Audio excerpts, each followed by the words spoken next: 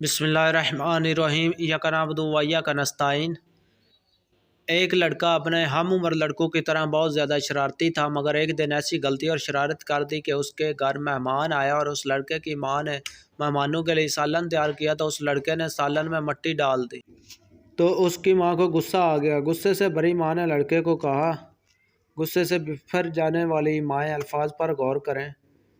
لڑکے کی ماں نے کہا، چل بھاگ ادھر سے اور جا، اللہ تجھے کعبے کا امام بنائے۔ یہ بات بتاتے ہوئے شیخ صاحب پھوٹ پھوٹ کر رونے لگے۔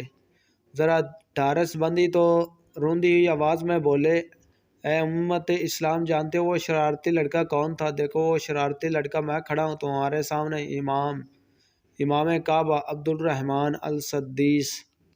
اللہ اکبر! اگر وہ شرارتی لڑکا شیخ عبدالرحمن السدیس حفظ اللہ صاحب بذات خود ہو سکتے جو ماں کی دعا کی بدولت حرم شریف کے ہر دل عزیز امام بن کر عالم اسلام میں دھڑکنے والے ہر دل پر راج کر رہے ہیں۔ شیخ صاحب فرماتے ہیں کہ اے ماؤں، اپنے اولاد کے بارے میں اللہ سے ڈرتی رہو، چاہے کتنا ہی غصہ کیوں نہ ہو۔ ان کے لیے منہ سے خیر کے کلمے نکالا کرو۔ اولاد کو لعن و طعن اور بد دعائیں دینے والی مائیں سن لیں کہ والدین کی ہر دعا بد دعا قبول کی جاتی ہے۔